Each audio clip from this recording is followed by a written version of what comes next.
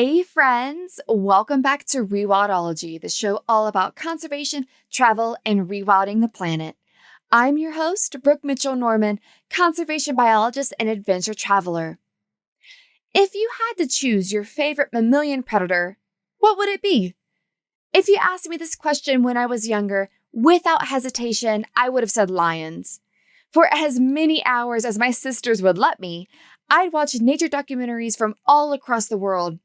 My small rural town seemed so boring in comparison to the Great Serengeti, Masai Mara, and I daydream of the day I'd finally see a lion in the wild.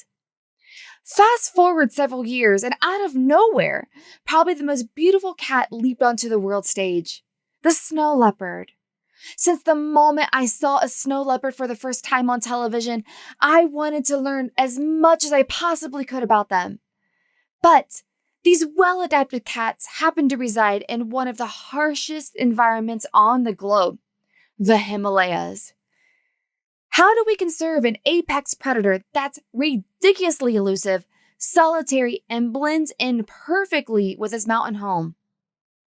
That is where today's guest, Rinzin Lama, steps in. Rinzin grew up in Humla, a remote and isolated mountain village in Western Nepal. He spent his childhood playing in nature with friends and skipping class as much as possible. When the Royal Massacre of 2001 sparked the Nepalese Civil War, Rinzin's parents decided to pack up and leave their tribal home for the capital city, Kathmandu. It was Rinzin's first time in a city, and he had a lot to learn. But he dedicated himself to his studies, and with a lot of twists and turns, found his passion for wildlife biology and dedicated his career to conserving the elusive snow leopard. Rinzin was recently selected as a Rolex Laureate, which this grant will help fund his work with local communities and mountain herders to create solutions for the ever-growing human-snow leopard conflict. Don't forget to subscribe to the show wherever you're listening to never miss a future episode. If you'd like to support the show, check out the new Rewildology merch store at rewildology.com. 10% of anything you purchase will be donated to our conservation partners. We are all in this together. All right, everyone, on to today's show with Rinzin. Hi, Rinzin. Thank you so much for coming on today. I'm so excited to get into your story and your work with snow leopards, which just happens to be one of my favorite species. So I'm very excited to learn from you. But before we do, let's go back in time, because now you're a snow leopard expert, but you weren't before. So what was your childhood like? What did you do growing up? What was young Rinzin like? I think that's a very good question. It's nostalgic. I grew up in Humla.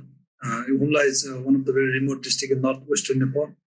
I was born and grew up and attended local school in a village named Gurung.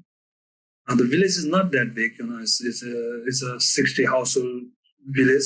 So as a kid, I remember, as far as I remember, we were enjoying a lot, riding horses, donkeys, playing with other friends, going to the stream. Festivals were one of the very memorable things. And then when we were young, we would build up a group and go up in the forest, try to kill the birds. These were some of the big memories, that I bring back. And our village was more like isolated. It was very isolated. We wouldn't go that far. So the life was basically within the village. And that is something really memorable. Yeah. And just bringing up that bird thing, I would love to ask a little bit more about that. So was your community like more subsistence hunters, and like were birds part of what your normal diet was? I asked because when I was in Nepal, I interviewed Basu Badardi, and he was a bird conservationist in Chitwan, and he talked a lot about bird hunting up in the mountains. So is that what it was for? Was mostly just, dinner? Actually, it's not for subsistence, like the kids in the remote areas. When you imagine about very remote areas of indigenous tribe living close to the forest or pasture, this is something, the fun activity that kid likes to do. It's not for like big people, but it's mostly kids with the caterpillar, not other things, with the caterpillar, some like indigenous trapping techniques, mostly the kids. But that was the purpose. We were like having fun and like trying to demonstrate as a kid who is more skillful in hunting and all these things. Yeah. Like I'm a better hunter than you. Yeah, it was more like that, exactly. And then like sometimes you skip a school, you have a lunch, your parents pack to take it to school, but you are skipping a school because from village to the school it take 25-30 minutes. Oh, and then wow. you take the other way. You go to the forest and whole day you spend trying to hunt the bird, but at the end nothing happens. And then at the exact time when you see the other kids coming back from school, and then you join them and come back to home. This was something like I have done several times actually. Oh my gosh, that's hilarious. Oh, that's awesome. So whenever you could, you were just skipping class and going and playing in nature, it sounds like. Yeah, that was one of the very big part of the fun as a kid. Oh, that's awesome. So it sounds like your village was very remote. And so how big was your village? And do you remember the first time you left your isolated home? Our village, like compared to in that remote setting, our village is quite big. It's 60 plus household at that time. I think it's one of the biggest villages in our valley, in our tribal communities. We have our tribe is called Ninva Indigenous Tribe, and then it has 4 major villages, and our village is one of the big one. Like when I was young, sometimes we will go to other villages during the festival. We follow shamanism and Buddhism, and we have lots of shaman festival, not just in our village but our other tribal villages as well. So when we were a kid, we would go there to enjoy that with the friends. We have done this several occasions before I came to Kathmandu. That sounds like so much fun. I'm sure that the festivals were something that everybody looked forward to. It was like a big event, especially if you're going to like another village and seeing other people. Oh my gosh, I'm sure that was so fun. I mean, I love festivals in my hometown. I always look forward to them too. So when was the first time then that you left your small village and left that isolated area? It was back in 2002. And the biggest memory was during that time, there was a World Cup going on. That is what my first impression of coming to Kathmandu. So it was in 2002, after the Royal Massacre, the king of the whole royal family were massacred. And then there was a civil war going on in Nepal. And the western region, the western part of the country where I come from, this were the more influenced area because this was more remote, more inaccessible. And that was where the hold up of the Maoists or the guerrillas were more strong. And after the Royal Massacre, there was lots of confusion among the parents as well. What's going to be like? They might be worried that their kids will just join the war or something. Lots of things were there. There was a big state of confusion.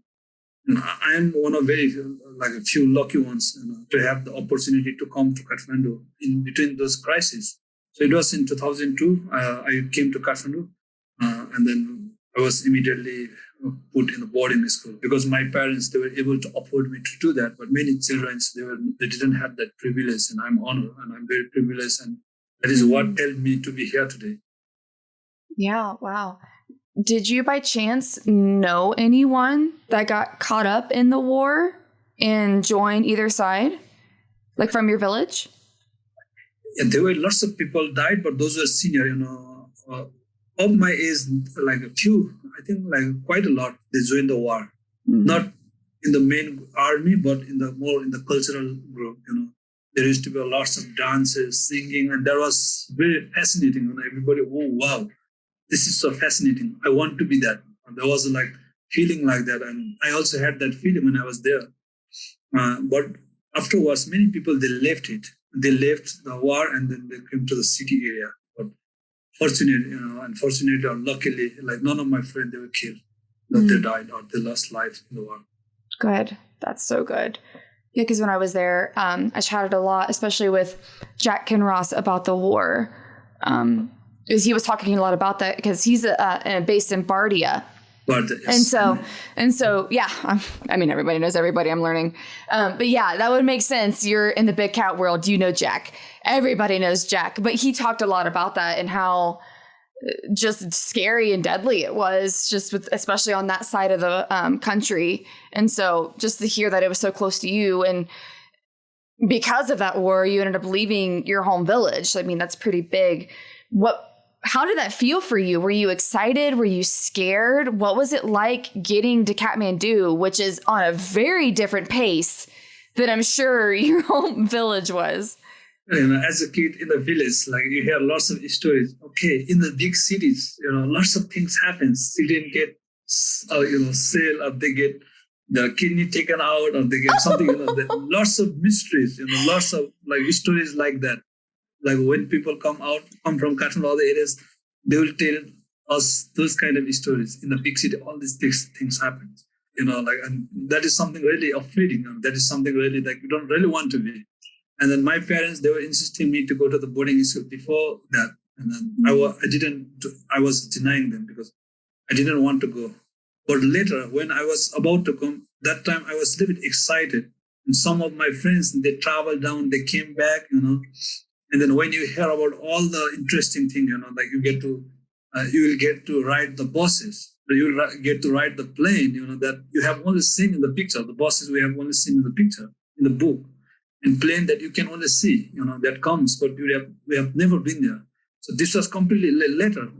Over the time, I was really curious and really excited to see all these things. And I think there was lots of excitement for me. Yeah. Well, that's good. Because I can see that totally going either way, being uprooted. But yeah, there's so many just life experiences that I'm sure you had from the moment you got there. Like you said, just riding on a bus and flying in a plane, and probably just the hustle and bustle was a lot. So when you got to boarding school, well, obviously you couldn't skip school and go hunt in the forest anymore, but did you have like a certain subject that you focused on? So what was your educational career after that when you got into boarding school? When I was coming down to Kathmandu, I was studying I passed in grade 5 back in the village. Right? And again, I started from grade 5 here. And then in the village, like it was only government school, you don't have that good English. So basically, I was studying English at grade 5 in Kathmandu, in the boarding school. And it was tough for me. It was already a lot of stress.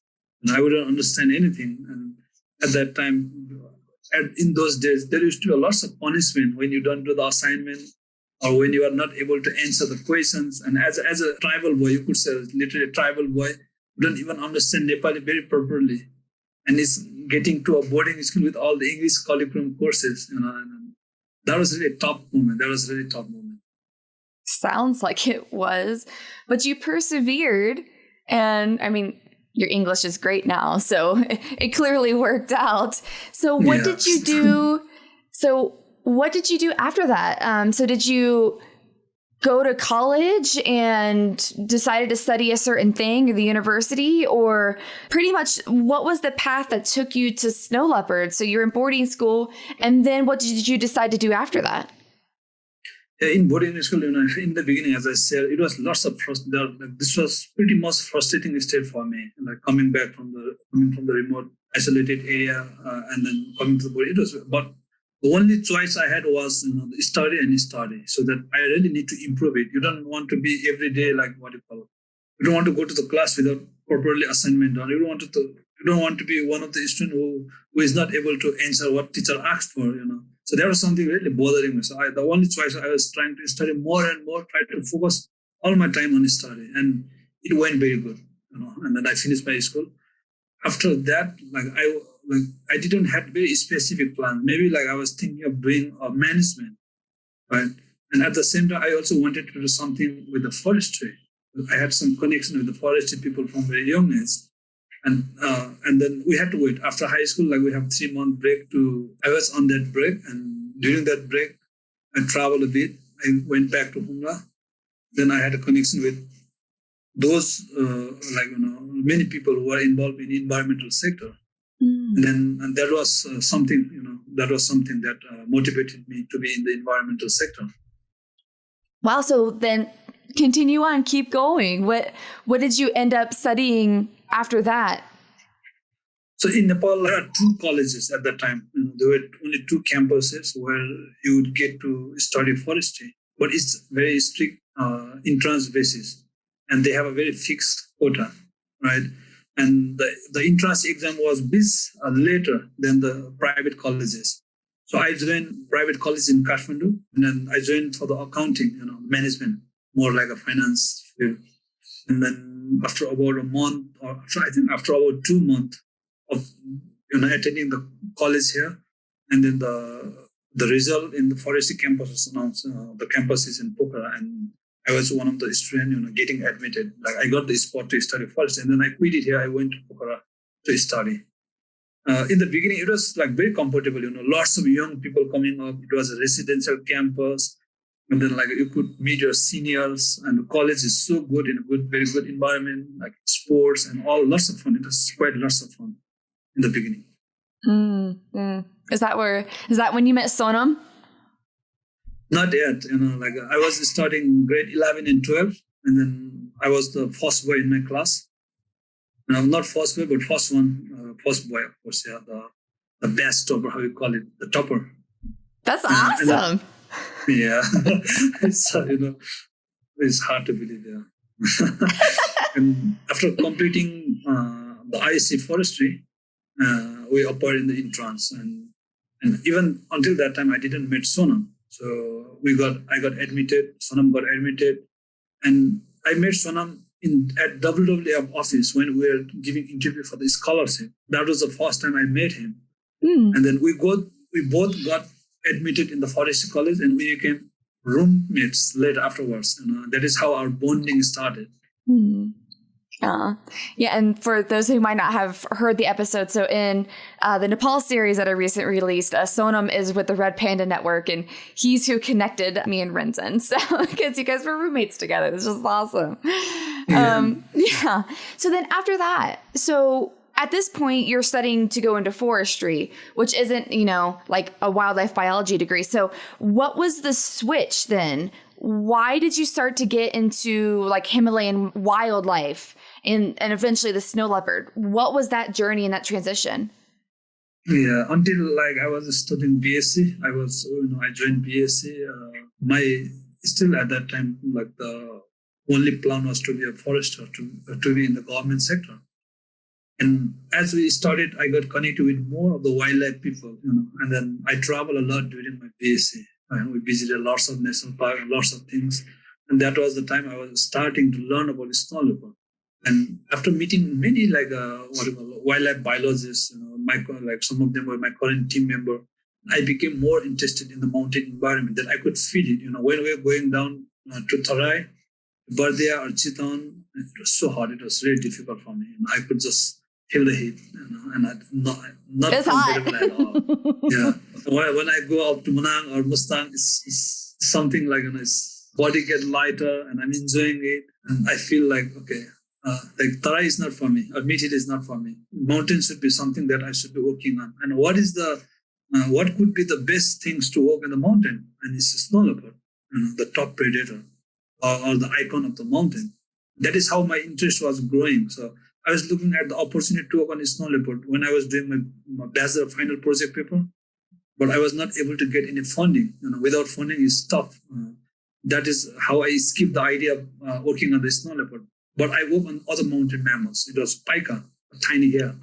That is what I was studying for my undergrad final project paper. And it's still in the same snow leopard habitat, And slowly, things came in the way that I was really wishing for. And today I'm a snow leopard biologist. So what happened after that? What was your big opening to start studying snow leopards?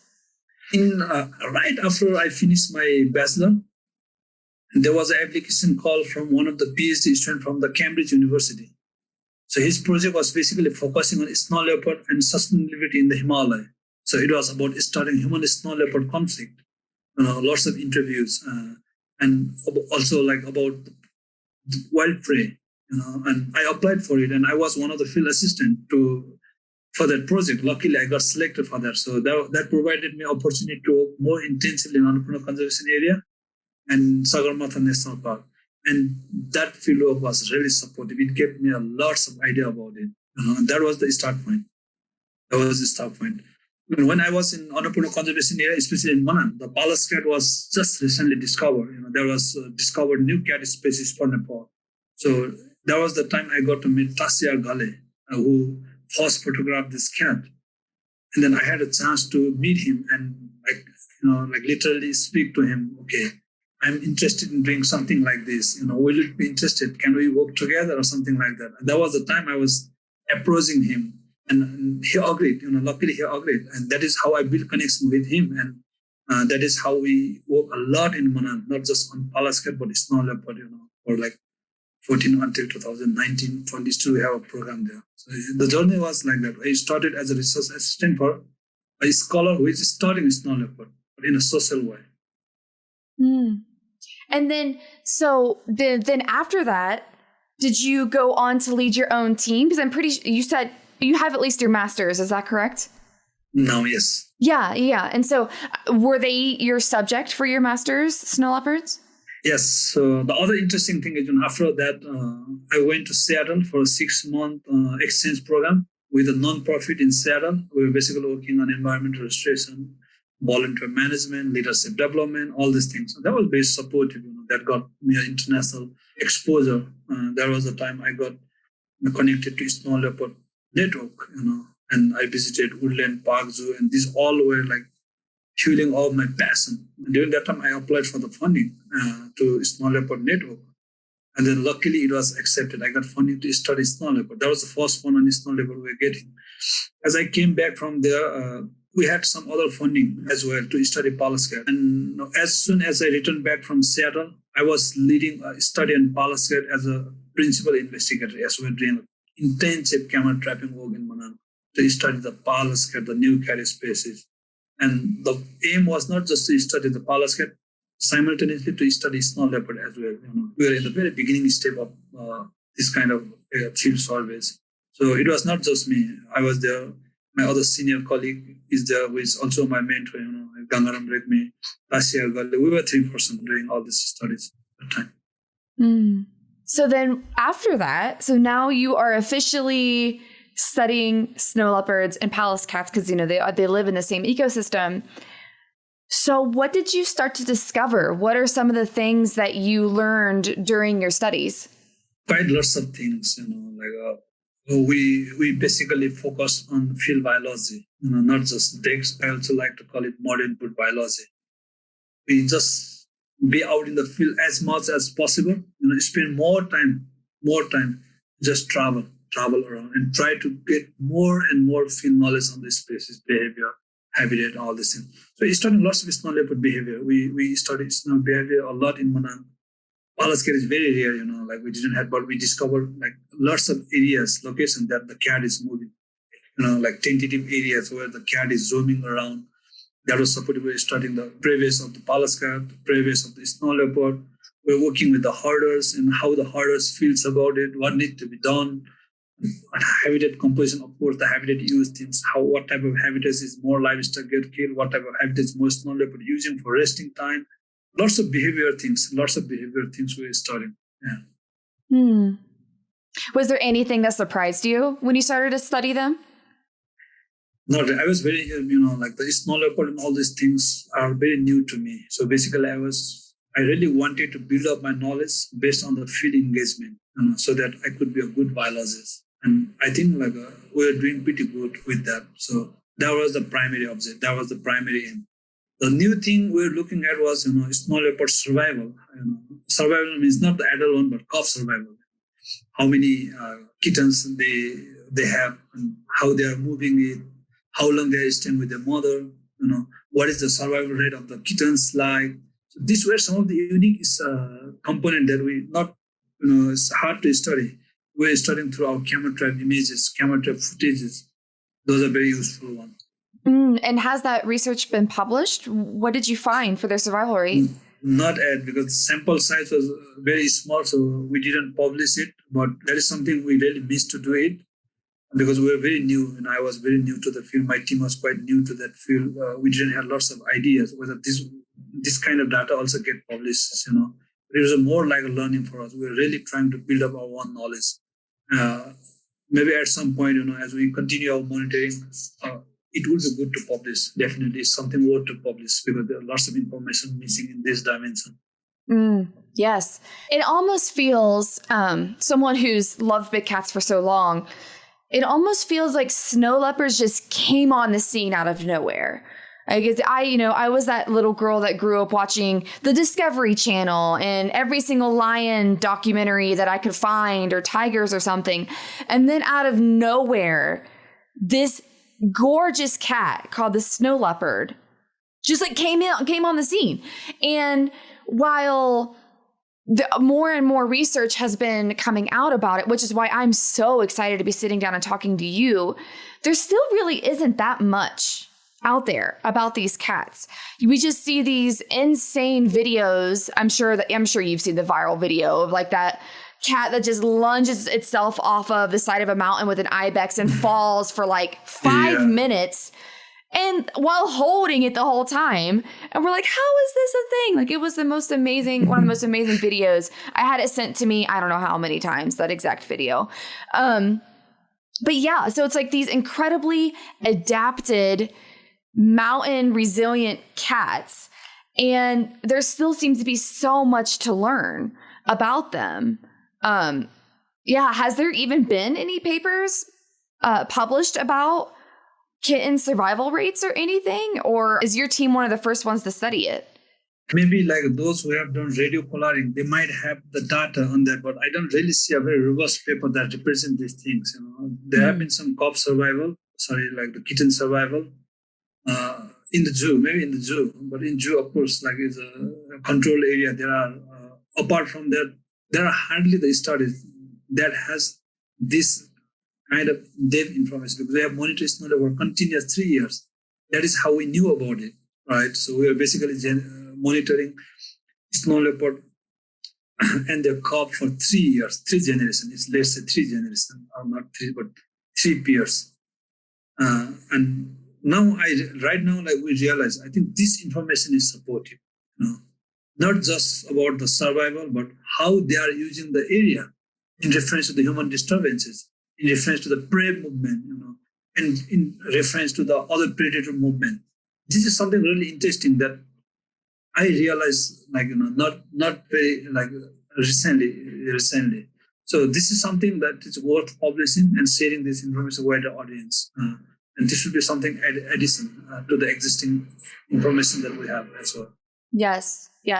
And I know I will definitely be reading that paper. Whenever you get that published or coming back on, you know that, right? Because I want you to talk about that paper when it comes to be. That's so exciting. I cannot wait to see what your team comes out with. But before that, before those papers come out, we chatted a lot last about what is going on with the snow leopard. So we know that they are coming into quite a bit of conflict with, just local people that happen to live in the mountains. So what has your team discovered that's the causes of human snow leopard conflict? What are some of their biggest threats? Yeah, when we speak about the snow leopard conservation, apart from other different issues, I think the human snow leopard conflict is the most severe one. That is more related to the human itself, and that has to be resolved in the mountains, not just only in Nepalese mountains, but in other part of the world as well. Livestock, herding is one of the key economic activities, and then these livestock, they graze in the same area where snow leopard roams. So it's basically overlapping. And there is an interaction, definitely interaction. And this interaction is not always peaceful. And then in many occasions, the result is snow leopard kill livestock. That is where all the problem starts. And if the herders who live up high in the mountains, above 4,000 meters, where no conservation officers are present, where no other human monitoring are available, if they are not, if the conflict is not resolved, if those herders are not treated well, in the conservation process, they are not aware, then the conservation consequences is not good. They are the one who really have a big role in protecting our biodiversity, protecting such threatened and beautiful species. So our focus, what we have found over the years, over the 7 years of our field, human snow leopard conflict must be mitigated, and we should focus on this. This is the most important dimension, and this is the most important aspect to address. And from what your team has discovered, is the snow leopard opportunistically hunting livestock, or is their prey base going down too and they don't have another choice? What are you finding is the cause for the conflict? There are two, both are the reasons. It depends on the area, it depends on the area. Basically, livestock are much more easier to kill than the natural prey. When you have the choices, like livestock is grazing lower in the same area and the blue sheep is grazing in the same area, snow leopard is somewhere up and is looking for the food, then it's easier for snow leopard to kill livestock than the natural prey, right? So this is something, the conflict we are inviting, because we are taking our livestock in the way snow leopard are. This is one of the things. The other thing is, the many studies show snow leopard tends to kill livestock more frequently when the prey is very less or prey density is very low. That is also one of the scenarios that we have in Upper Muslim, the upper part of the Annapurna conservation area.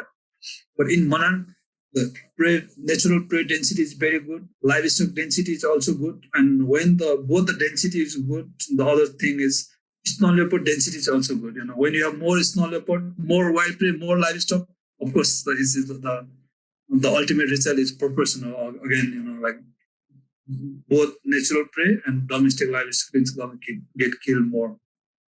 So this is the critical question. There is no the exact answer to this. Our current study is more focused on this, this relationship.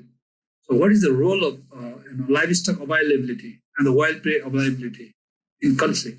So is it because of the less density of the blue sheep, or is it because of the more density of blue sheep or livestock, or there are other habitat factors? So we are examining this in greater detail now. Yeah, because that's beautiful that you're studying so many factors and comparing them at once. Because then, you're going to have this very comprehensive look at what is going on with snow leopards. Oh my gosh, that is so exciting. I'm geeking out real hard is what I'm saying. Like my wildlife biologist, just like, oh, this is awesome. Oh, all the questions, all the science questions. I'm freaking loving it. So on that note, since you are studying the conflict part, so, because that's what's going to kill or keep them around is understanding the conflict. So what is the biggest threat? Is it climate change? Is it humans? Is it lack of prey? Is it loss of habitat? What would you say in your work is the number one threat? And then how do we help mitigate that threat? I think the number one threat is human, right? We are the one causing all these troubles, no matter whether it's a previous hunting or conflict or climate change, but somehow not necessarily the same community, but human as a whole. In Nepal, Himalaya, conflict is the biggest challenge. Either it's from livestock killing or local people killing the prey for subsistence hunting. All these things. It's difficult to monitor actually. So we have a challenge. Apart from that, the habitat loss is also there. Right now, there are lots of people climb up in the mountain for the harvesting of the anti-APS, the medicinal plants like cordyceps and all this. There are lots of issues. So as a human footprint increases, the challenges increases, and we are the one to take the responsibility. Yeah, that's a great answer. That is a great answer, and I couldn't agree more with that. So then, last time we chatted, there are a whole bunch, just a whole swath of techniques that you all are currently trying to see how to mitigate the human wildlife conflict that you're seeing with snow leopards in the mountains. So what are some of those? I mean, your ideas were brilliant that you told me. So I would love to explore those a little further. How are you protecting snow leopards from humans and vice versa?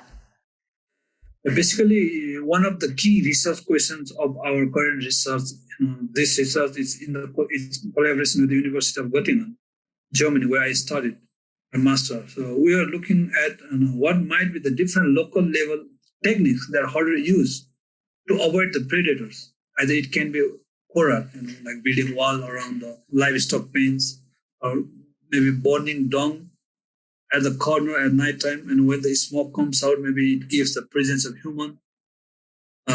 It can be radio devices, playing musical devices overnight, and we have been piloting Foxlight.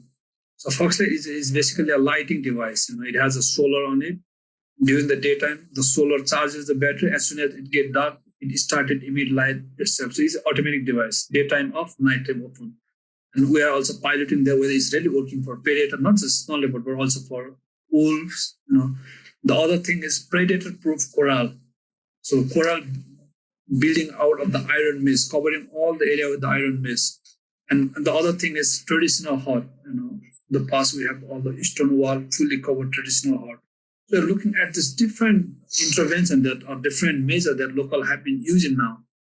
The Foxlight and the predator-proof coral is relatively new techniques now. Like we have been piloting that Foxlight, predator-proof coral, and the musical device. These are something we are introducing it to look at whether it's really effective or not introducing livestock. So the whole set of this different intervention, either we introduce or it's already in practice. We're looking at how effective these techniques are in reducing nighttime depredation. We are not concerned at the daytime, because daytime there is no choice than guarding. So shepherd has to be there looking after the livestock. But how can we minimize the nighttime depredation? That is the big question. Because lots of mass killing, mass killing is the incidents where snow leopard kill multiple livestock at once. So how can we reduce or how can we mitigate this kind of incidences, recurring incidences? That is how we are focusing on. And is there one method that seems to maybe be working better than the others, or is it still too preliminary in your research to say that there's one that looks like it's going to come out on the top? Of course, I think predator-proof coral is the most effective, because all the livestock is completely protected. But there are issues with each of the methods we are piloting now. A predator-proof coral, it's not a pilot; it's in practice. But the only change is we are using some modern techniques, modern technology in it. Not building wall, but it's something that you can fence it, so that animal can breathe it easily. Everything is open, but the only difference is predator cannot jump in and kill it.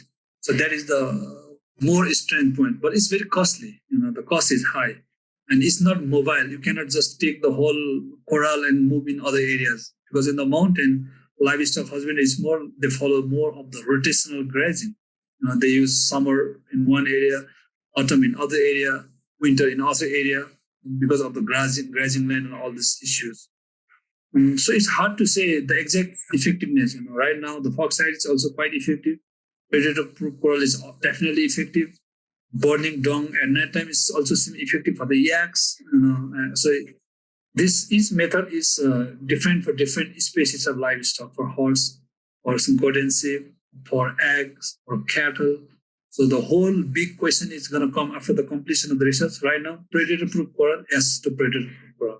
Wow, I didn't even think about that, because, they do live a nomadic lifestyle. So you could have the most epic predator-proof corral, but if it can't move,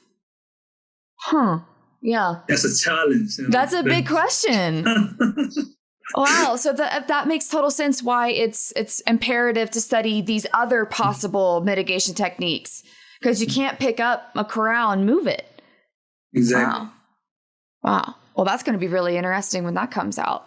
So have you seen it in action? Have you seen a snow leopard try or a wolf come? I mean, I'm just trying to think of how cool that would be, in person, to see your work working or on camera traps, and you see a predator trying to come attack a corral or attack livestock, or how's that going?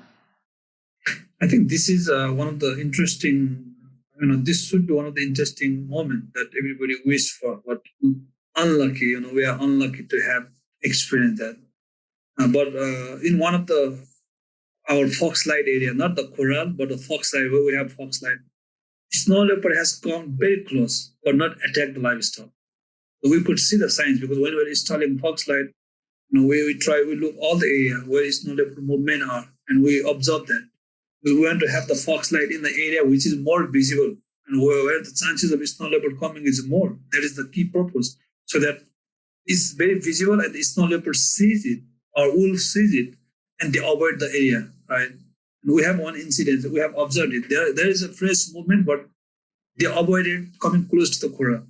Like you can feel it, like I can just imagine myself being in that scenario. But what hurdles, the more interacting or the more like better evidence is the hardest experience. What they say is they can hear the sound, but they don't come closer. Otherwise, they will just come in. In the past, snow leopard or wolf have been coming to the coral kill, but when we introduce the foxlight, they can still hear the sound, but they are not coming closer.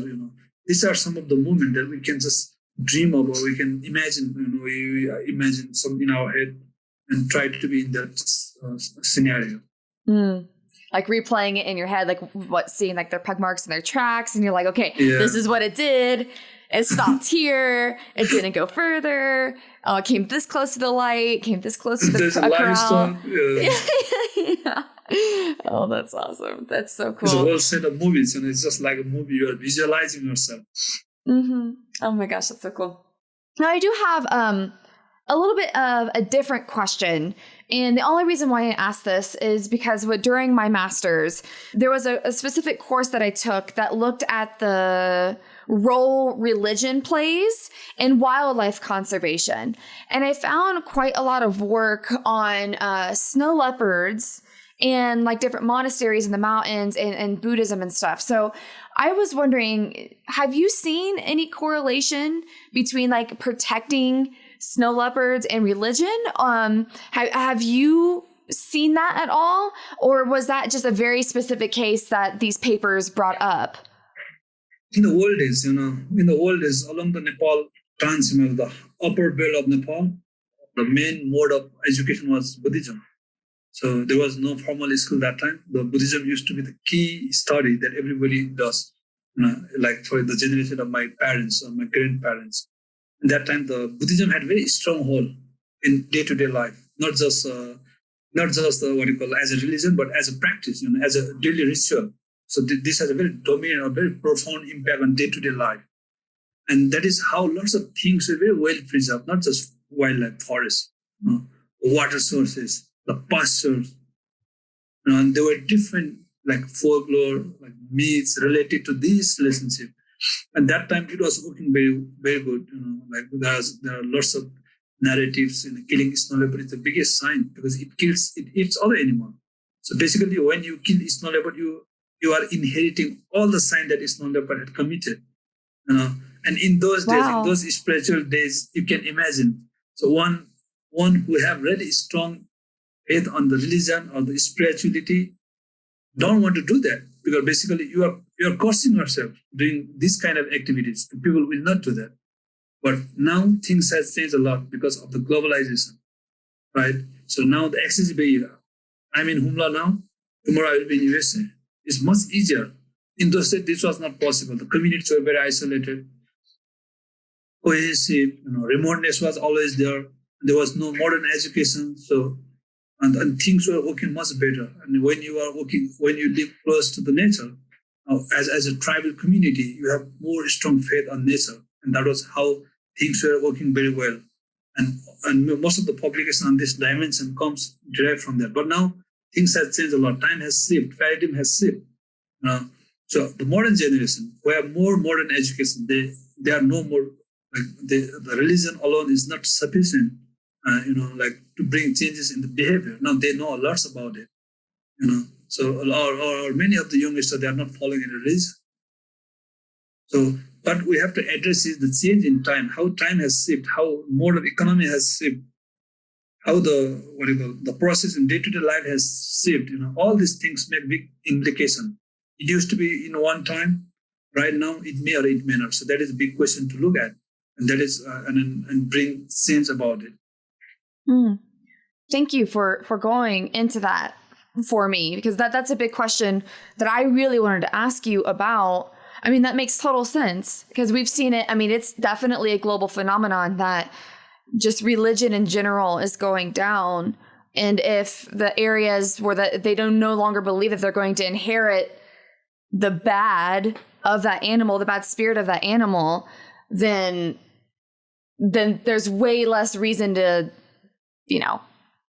like, it doesn't matter if I kill it anymore. It killed 5 of my livestock last night. I don't really care. I'm not going to inherit its, sins of the past. So yeah, wow. Yeah. Thanks for exploring that, so that I can also see how that would also lead cultures now to be more inclined to do retaliatory killings onto snow leopards, because just that moral piece isn't there anymore that used to be in past generations.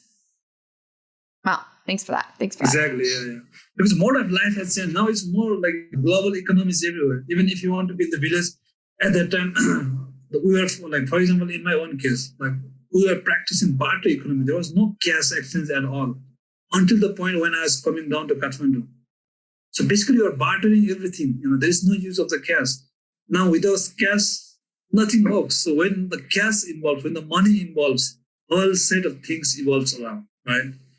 That is why, we often call spirituality alone is not enough now. So we have to integrate it with the livelihood options. Lots of things to be addressed. So conservation is getting more complicated these days. Isn't that the truth? Amen.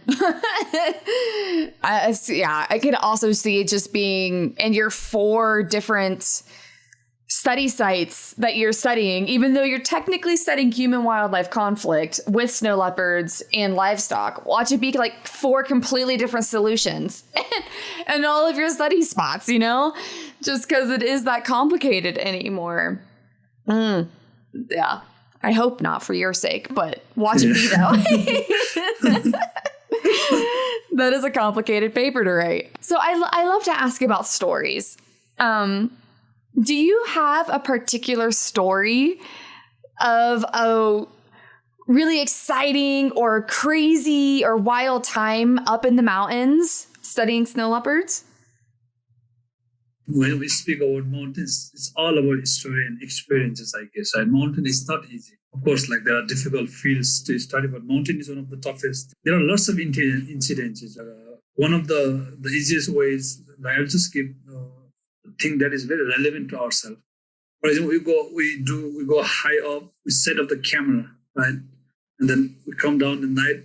Overnight, there's a huge snowfall. And next morning, you wake up, there's snow. Now you have a camera out in the field to monitor wildlife, to monitor a snow leopard. When it is not working, then what is the use of having camera, right? So you have to climb up all those elevations in heavy snow and try to clean up the snow, right? And it's not just about one camera trap location, multiple, 15, 20, 25, and you come back. And the next 3-4 days again, the same thing happens. And you climb up again.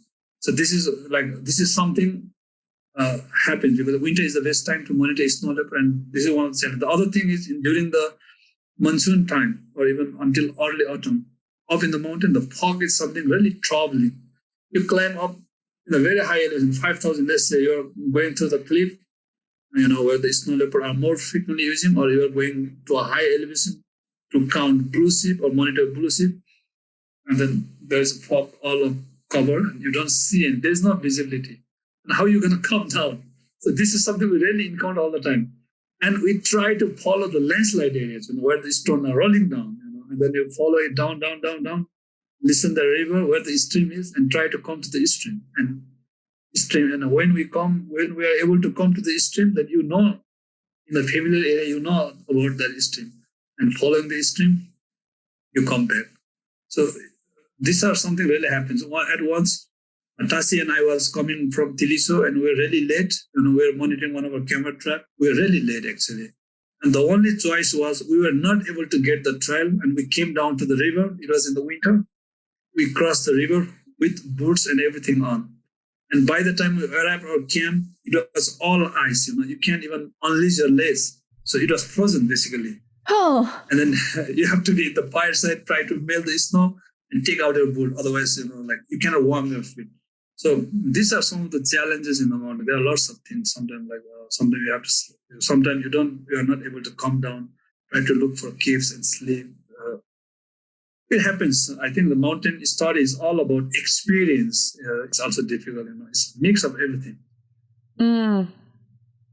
Sounds dangerous. Like really dangerous. The people who have problem with the altitude, of course, it's very dangerous. If we are not able to come, if there is a heavy snowfall, and if the snowfall doesn't come as a snow, like in the mountain, it comes with a storm. And when we are not able to judge on time, how the weather is going to be or predict.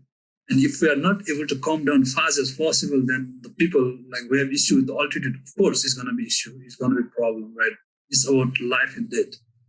Yeah, man. I mean, I live in the Rocky Mountains, and the highest mountains here are like where your study sites are at.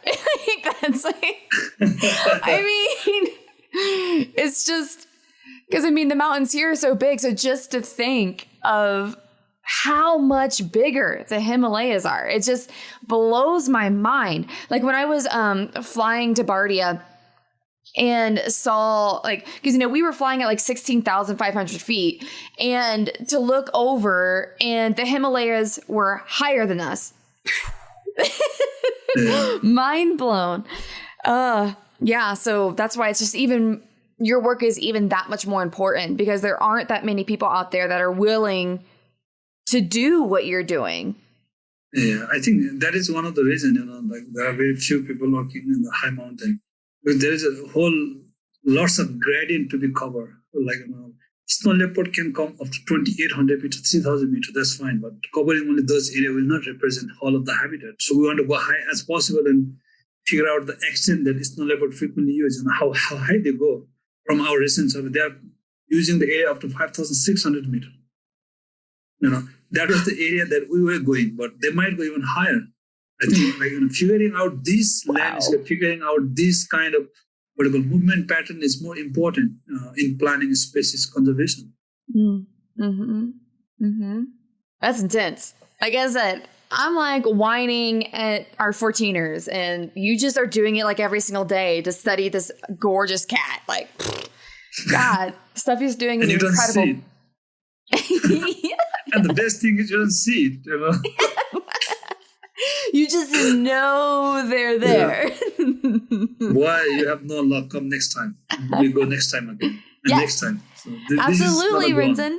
No, out of question. I need to come see Sonam and you, and we're going to go see Snow Leopards, and we're going to go see red pandas. And it's going to be awesome.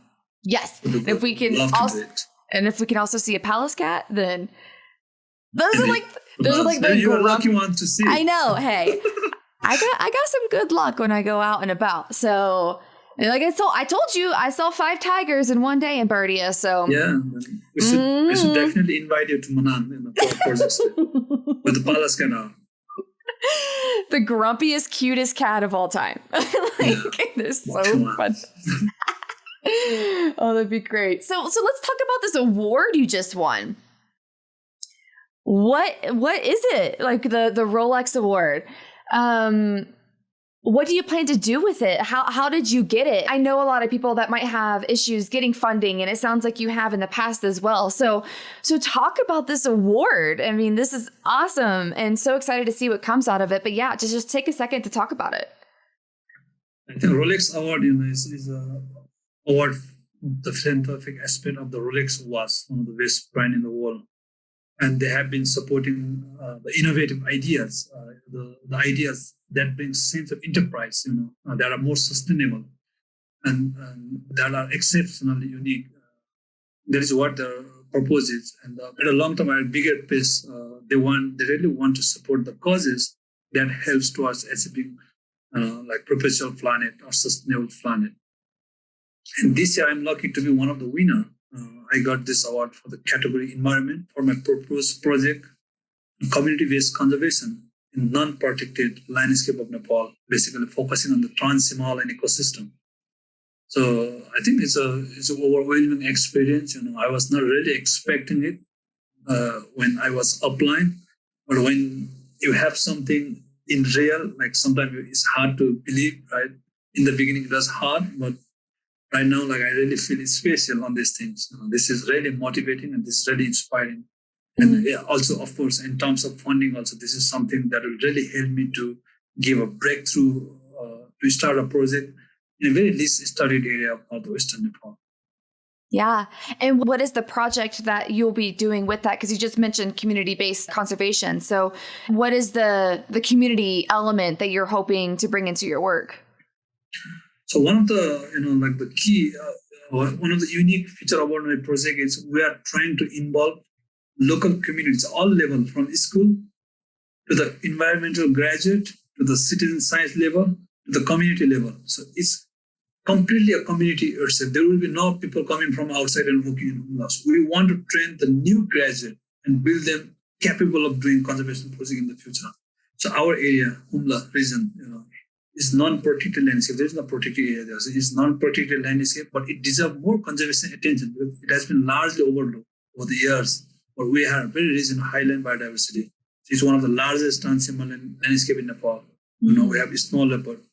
We have lots of Tibetan plateau species, Kian, Argali, Gazelle, wild elk, brown bear. The diversity is so high, but there is no conservation effort. And for some organization to do a project in this kind of area, it's not sustainable. They will bring funding, they will work, and after some years, it's gone. So the situations over the time comes back to the same when, and to the beginning again. So what we have to do is now we have to take the ownership. We have to act. We have to act in a very sustainable way. This is our resources, and it's our responsibility to conserve our resources. Let's not depend on others for all the time. So let's build up our own capacity. Let's build up the foundation so that there is a long-term financing mechanism within ourselves. We don't have to depend on donors all the time. Let's build up our generation who can look after, or we can lead the project in this area in a long-term basis. If I'm not there, or somebody may not be there. And let's build up our community, general community, in such a way that they are environment friendly. They are very participative, and they have the sense of what you call steward. Let's build up the steward on them, and let's build up the ownership on them. That is how we can protect our resources on a long-term basis. And there are, pros and cons. And conservation is not just about very strict protection. We have to protect in such a way that we also get benefit. Tourism is one of the the fastest growing industry in the world. Why can't we take benefit from this? We definitely can. If we have the resources, if we are not able to protect what we have, all this rare, endangered, vulnerable wildlife, then we may not we may not benefit, or we cannot promote all those opportunities that our area have. So this is the key thrust. This is the key thrust, that we are really trying to work on. I can hear your passion. This is clearly something that means so much to you, which that's great. I just love that this is true community-based conservation. Like you said, this is you working in your own village, and this isn't some foreigner coming in. This isn't an outside NGO. This is you trying to build up your area to protect the wildlife that you love and help the people that you care so much about. So, God, that is gorgeous. That is why I'm so glad that you came on to speak with me. As I was even talking with one of my good friends, and he's like, "Oh, Snow Leopard expert, who are you having on?" And I said it was you, and he's like, "Oh, that's great. I'm so glad it's him, because there's so many, let's just say there's so many other foreigners that have published a lot of research in this area."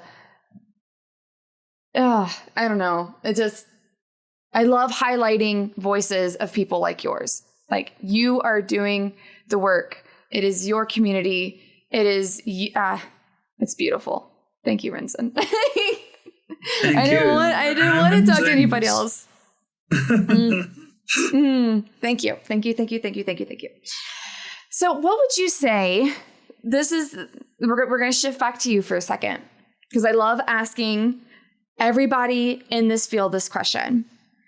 What would you say has been the biggest struggle of your career so far, or the hardest thing that you've had to work through to get to where you are today? I think to be recognized as one of, for example, biologists, let's say Snow Leopard biologists, itself is the top thing. There are lots of sharp brains who are already working on it. And you are one of the new faces among these. And you are struggling to establish yourself as, okay, I'm also there protecting this species. That was already a very heavy tech, I guess. Right? And that is what I face myself as well. And in the beginning, we don't have the capacity. Right? We had a passion, but we didn't have the capacity to do the difference. And we're trying to grow not just as a paper biologist, but as a modern food biologist. Put your foot on the mud and learn it, how nature is, because we have to be close to the nature to be protecting it. So let's get the insight. And then for that, we have to walk and walk. So our food has to be on the mud all the time, right? No matter what season it is, no matter what time of it is. The other thing is struggling with the funding. Funding is always tough. When you are new, not many people trust you. And then you write it, as I mentioned, we didn't have the capacity. Writing skill is not enough. Methodologically, it's not enough. The material is not very scientific, things like that. In terms of analysis, it's not enough. So all this constraint, we have to overcome all this constraint. We know that from the beginning, we are not capable of, of the international standard that many biologists are already. So we have to build up all these things slowly and slowly. But the biggest strength was mountain is our native land. We are the local. So we can read the mountains better. There was something we can adapt it very faster, no matter whether it's in Manang or Mustang or Everest or Humla, because there is very huge community similarities. We will share the similar culture, similar language. That is something like we are very confident about. Okay, this part, no problem. We can handle it. But the high level things, we have to learn it. And we struggle it. And over 7-8 years, we managed to, I think, achieve something. Not everything, but something. So right now, we are much in a better position when we were starting. Now we have a little bit of the experience. We have a little bit of the exposure. Connection is better. And with the Rolex Award, there's a bit of the recognition of our work what we have been doing over the past. And I think this is something like the story starts and the story is still continuing on. Yeah. Just like you said, you had the biggest advantage because you can learn, and you can learn how to be a fantastic biologist, but no one can come in and know the area better than you. Like, you have the biggest advantage than any other snow leopard biologist that's out there. If they're not from there, then you already have a leg up because you can learn those skills, and you're currently learning those skills. So just imagine 40 years from now, and you've made these insane discoveries. Like, you are the snow leopard expert, and everyone's going to immediately look at you because you are Nepalese. Like, you are from the country. So yeah, that's why I can't wait to share your story with the world. I'm like, everybody follow him because he's going to make the amazing breakthroughs that we're all looking for, because you have a huge advantage. Wish your word come true. I'm already started imagining about that in a bigger picture. Oh my God. yes, manifest it. Let's make it. Rinzin, Dr. Rinzin, if you want to go back and get your PhD or something like that. Oh, it'd be great. So on that note, since you already have overcome so much, what piece of advice would you like to share with anybody listening that might be a biologist or wanting to go in conservation or doing something like you're doing? What advice would you like to share with them? I think the most important thing the first requirement is passion. So you have to have passion what you are going to do. If we don't have passion, then I think things will come out. It has to come. It's more about passion. The second thing is about patience. What we want to do never it's not always. It's not certain that it will work very easily. There are sets of things, challenges, right? Every job has its own challenges. So we have to have patience to wait for the result. And the other thing is continuity. Continuity is important. If we are not able to continue it, we want to do something and then it doesn't work, and then we quit it. And it's never going to work, because as we continue, if we keep on switching things, it doesn't work out. So continuity is important, And the other thing is faith. So we have to have faith on ourselves. We have to trust ourselves. I can do it. If we have this combination, then definitely things comes in a way we wish, but it might happen earlier or later, but it certainly will happen. That is fantastic advice. Yes. Just have the passion and just keep going and don't stop. Keep going. Be optimistic, of course. Be optimistic, and then everything is with you. It's all about the person, right? So nature is not going to come to us. We have to go to the nature. Or if we want to make money is not going to come to us. We have to do something that brings money, So it's all on us. Yeah, it's all in our power. We just have to go do it and get it. Yes, I love it. Yes, exactly. And everyone have incredible power. The only thing is we have to realize it. We have to have faith and we have to implement it. I think that's only the things we have to do. Yeah. That might be like the best quote from this. I was like, that epic already. I'm just like, quote, Rinzin Lama. That was gorgeous. That was so good. That was so good.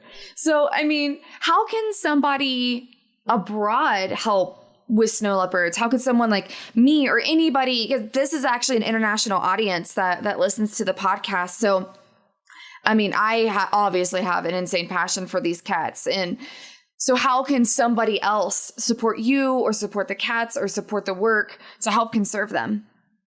The first thing is love snow leopard, like maybe you are able to support directly or indirectly. It doesn't matter. I think having love or like having liking the species itself is a big thing. So other thing, I think like your program is really fantastic. It will reach out to lots of people, who may or may not be aware about the species.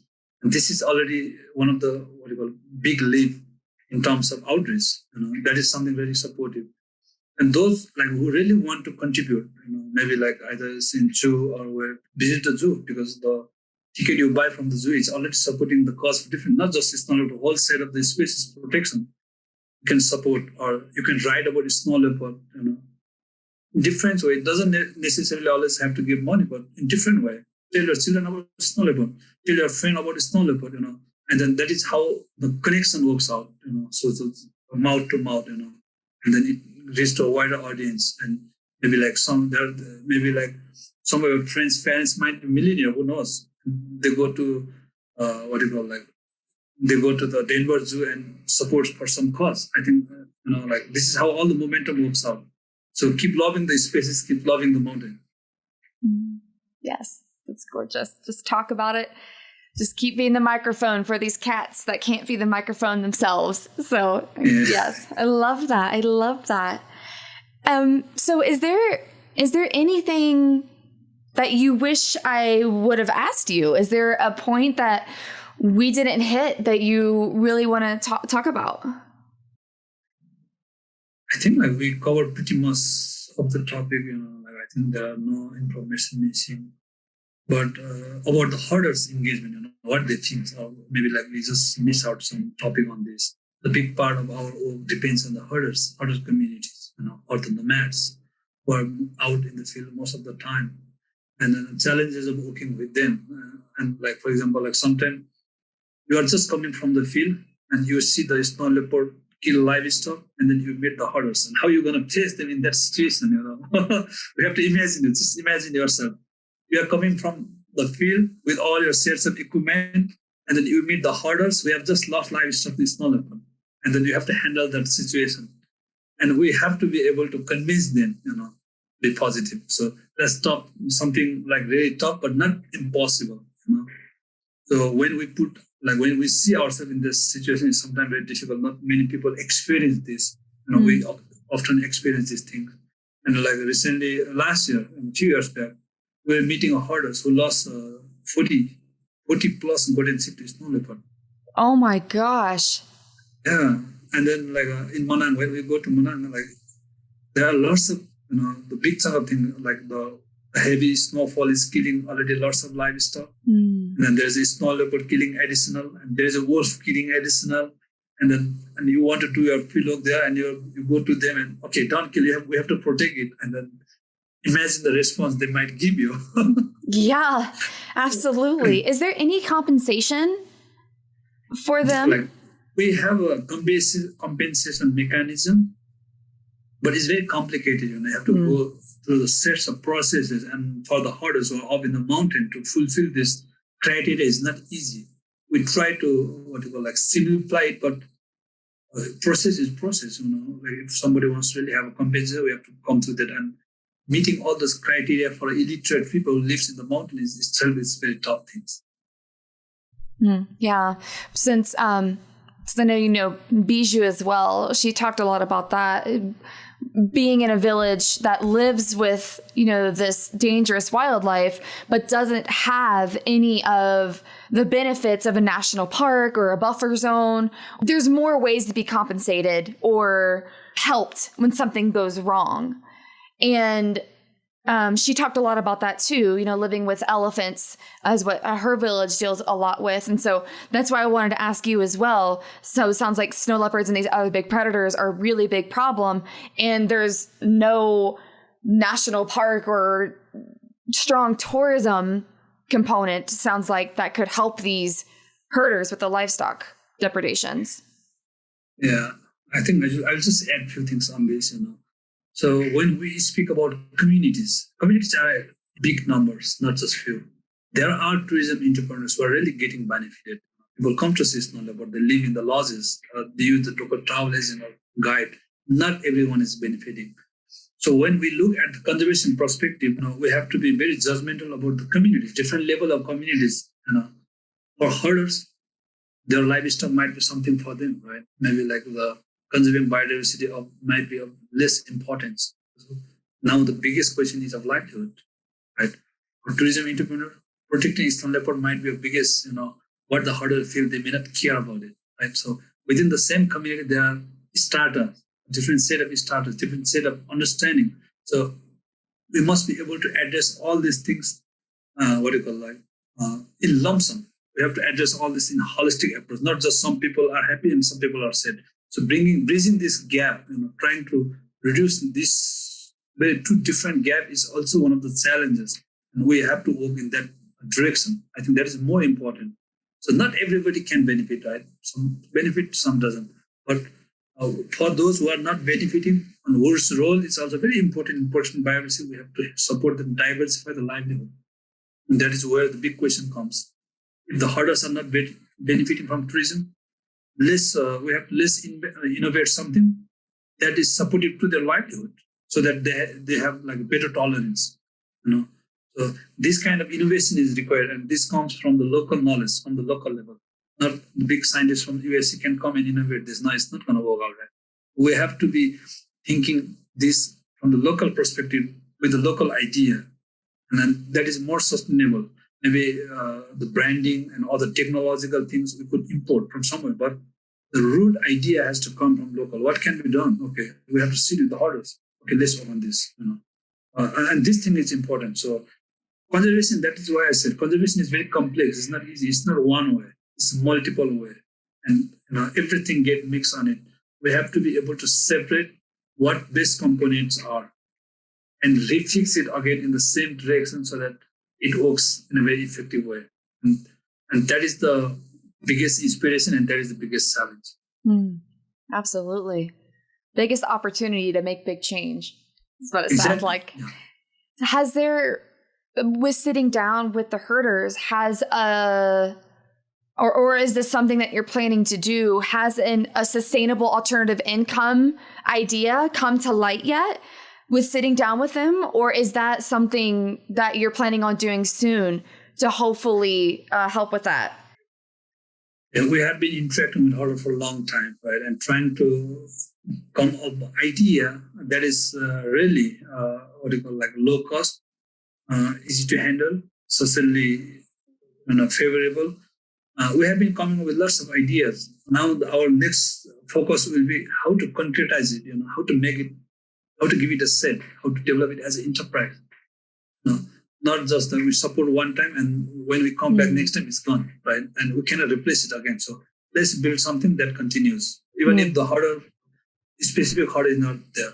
For example, I support a herder named Rinzin, and then when he is not there, the enterprise dies. Nothing like that. Even if he's not there, the enterprise still continues.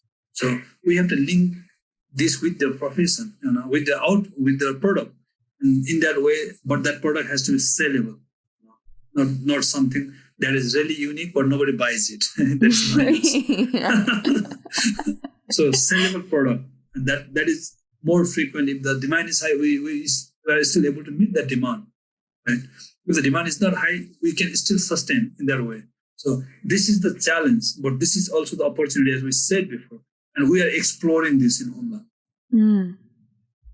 Wow. Well, I can't wait to hear what you all come up with. Yeah. And of course, if it's something that anyone in the US can help with, or if it's like a really cool, product, just, keep me in the loop.